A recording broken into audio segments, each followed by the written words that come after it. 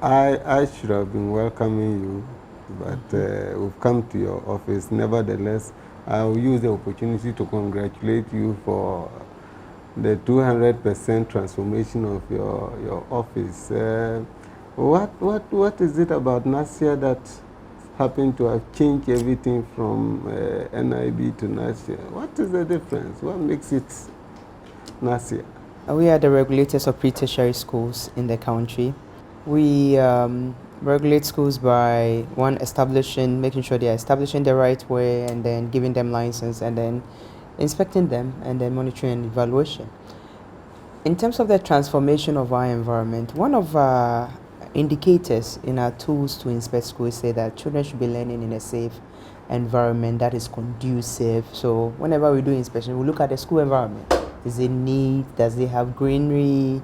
Is it fit for purpose? So we thought, as regulators, our office should be the same. We should work in the same environment as we require the schools to work in.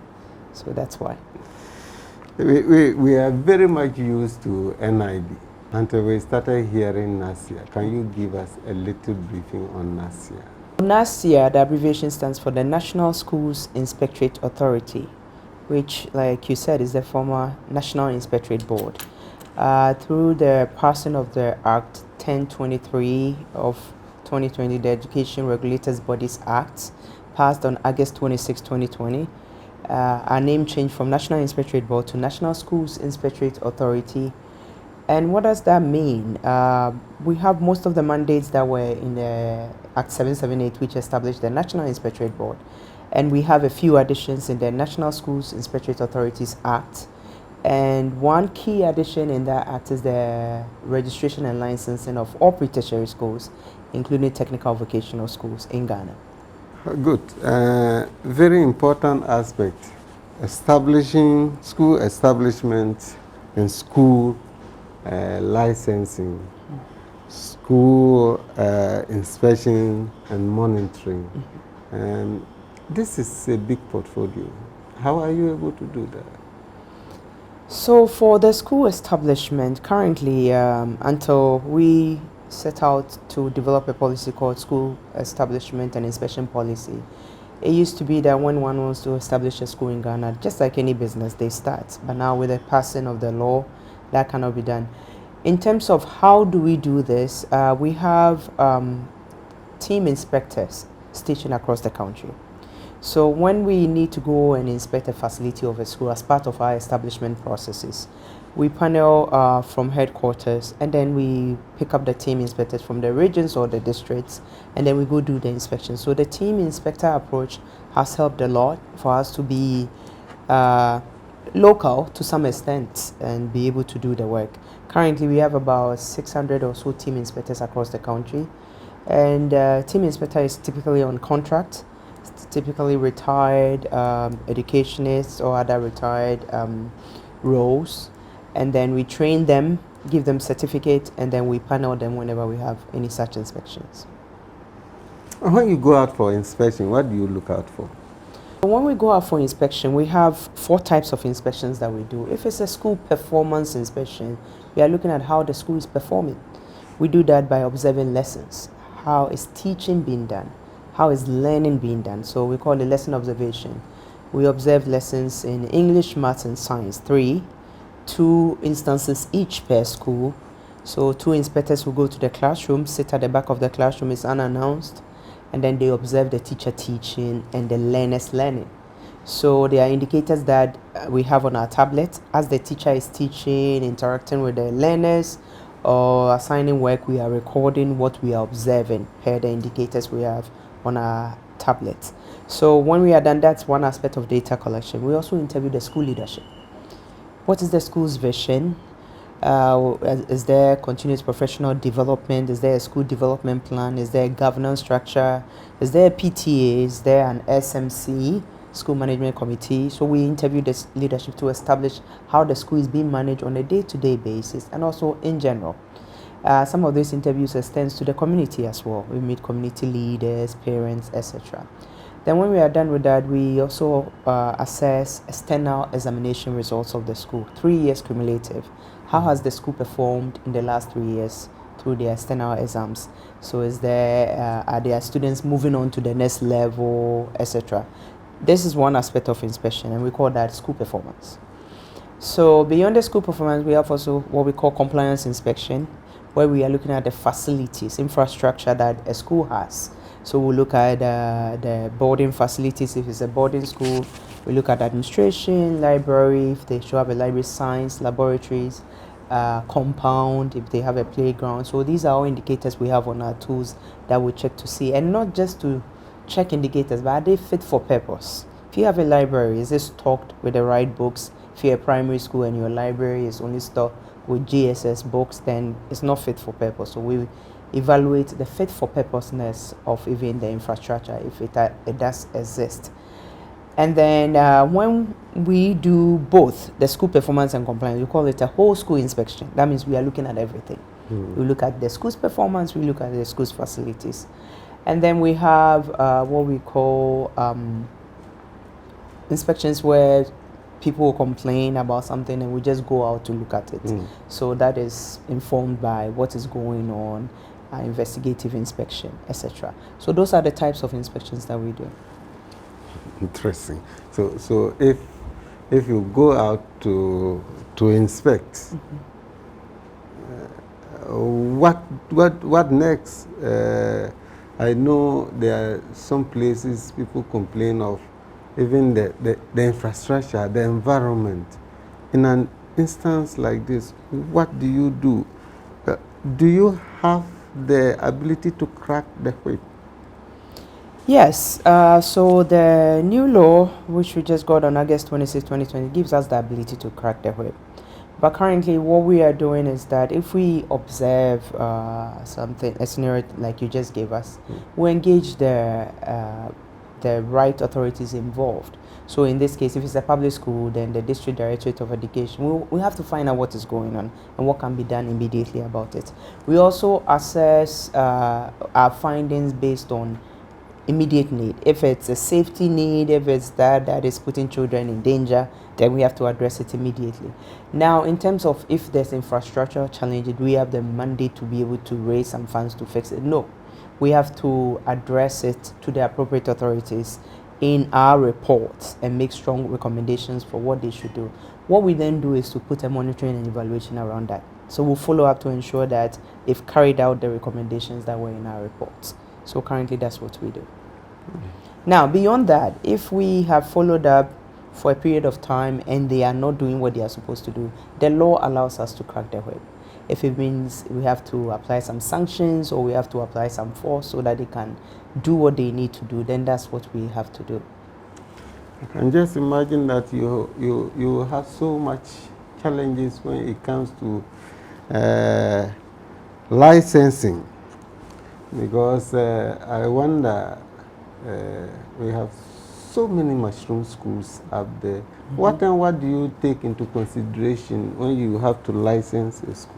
When we have to give a professional license or a full license to a school, there are indicators that we have that we look at. One, we look at your facilities. So the first thing is, which curriculum are you running? Are you running a GS, a Cambridge International Baccalaureate, which is the foreign curricula?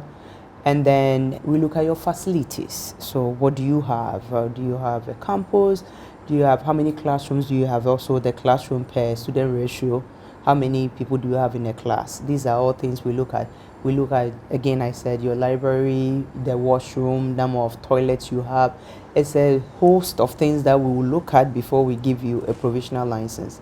So it's interesting that you bring up mushroom schools. So if NaSIA was in existence and functional maybe years back, then maybe we'll have less mushroom schools, because for you to have a license to operate, it means we have to come and apply our tools and ensure we can give you a license. And if you are a mushroom schools or a school under tree, definitely won't give you a license to operate. So when we are functioning properly, like we are hoping to do now and we are doing now, we hope to eliminate the schools under trees and the various mushroom schools that are not fit for purpose. Can I establish my school before coming to inform you? No. Until August 26, 2020, that was the practice. And people were just establishing schools, not knowing that they should seek some authorization before they do it. But that's why we're also embarking on an awareness creation campaign, because you can't apply the law on people who do not know the law.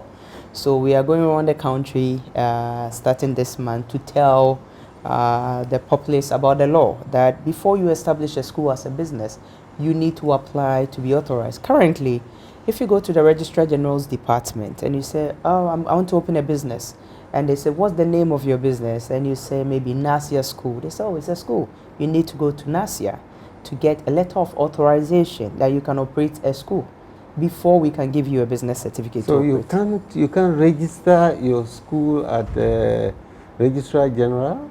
No anymore. Unless you get a letter of authorization from us. And that started, I think, 3 months ago. It's very new. Started about 4 months back. We started this late last year in 2020. So about 5 months now we started that process with Registrar General's department. So currently that's the process in place. You cannot register a business or a school without a letter from NaSIA.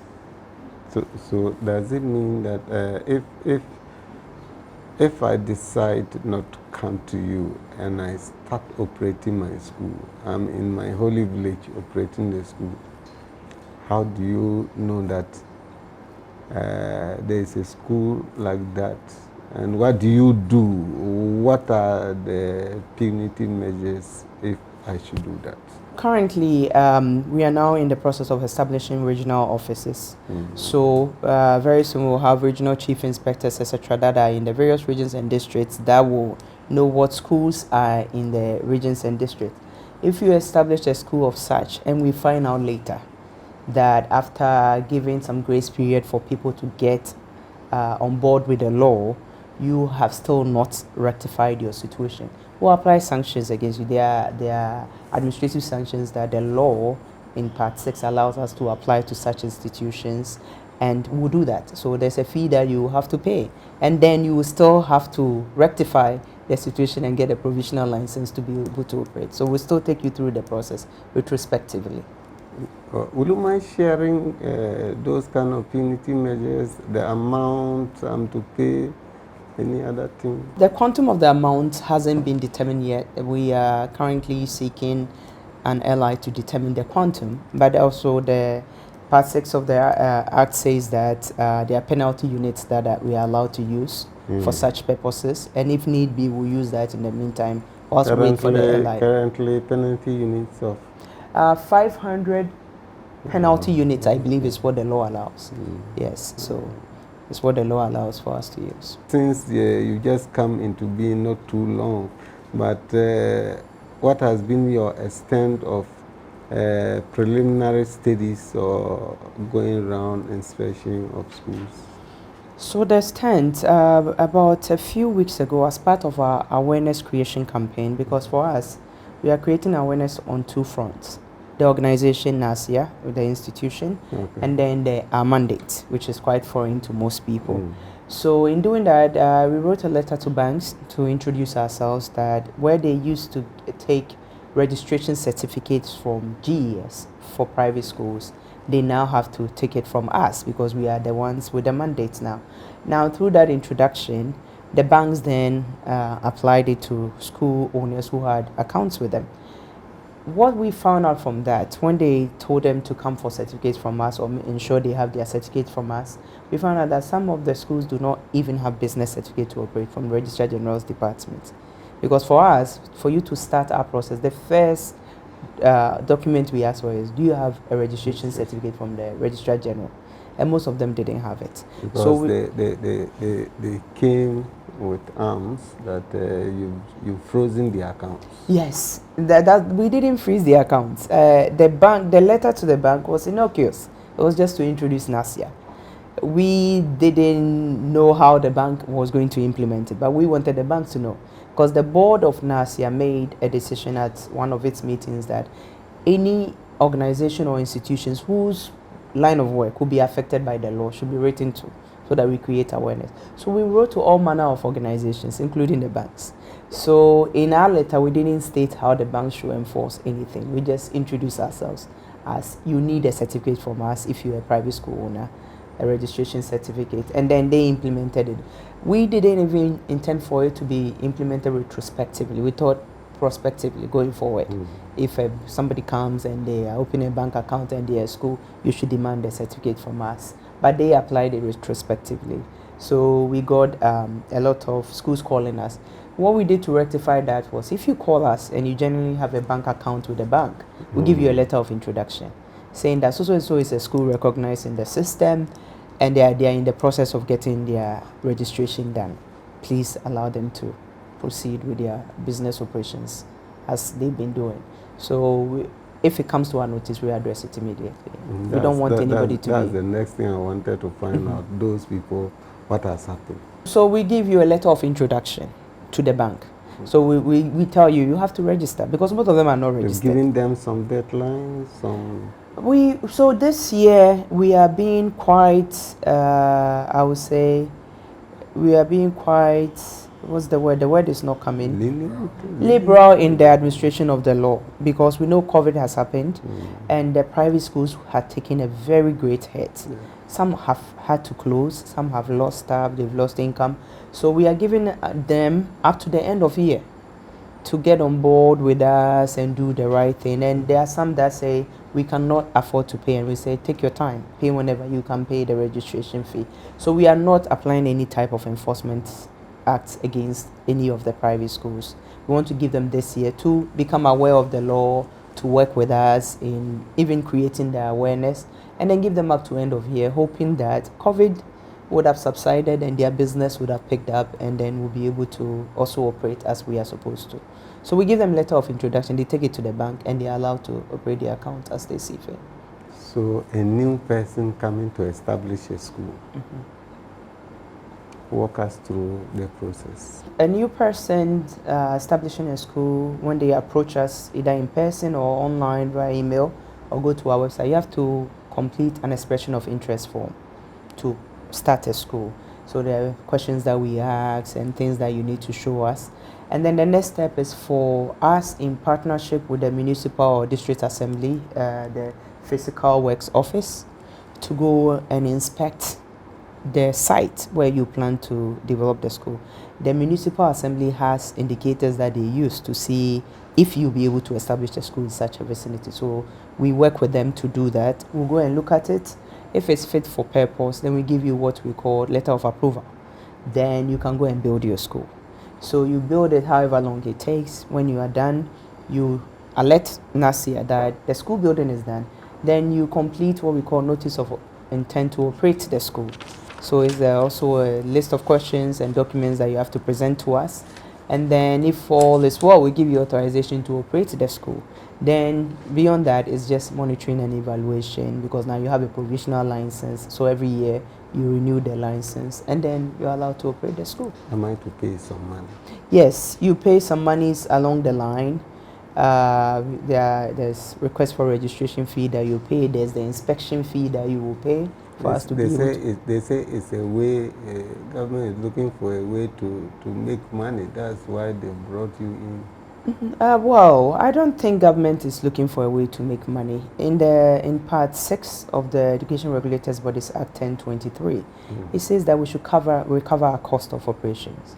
So we should recover cost of doing business, because I think government won't have endless amounts of money to give to us for us to be able to do this. So Is it a flat rate? It's a flat rate currently that we have. From preschool to pre-tertiary? From preschool to, yes, SHS 3, we have a flat rate currently, but also we have to bear in mind that NaSIA is also still new in the game of this, and we are looking at our processes. We may change it so that we will charge such fees per number of students enrolled. So if you're a smaller school, you don't have to worry about big costs. So we are looking at that very well, to look at what can we change. I had a discussion with the current Minister of Education, Honorable Dr. Yodichum. That was actually a suggestion from him also, that we should look at it to see, can we, if you're a smaller school, you shouldn't be paying same fees as a big school. So we've taken the feedback on board. We'll look at it in our various committees to see what we can do about that. Is it possible to share with us how much a school is supposed to pay? So currently, for registration of a school, a level is 200 cedis. Oh, okay. So if you are a school, a private school, public school, A level is 200 cedis. So a level is defined as kindergarten, primary, JHS, SHS. So if you have a full school, the request for registration is 200 cedis and a level is 200. So you pay 1,000 cedis.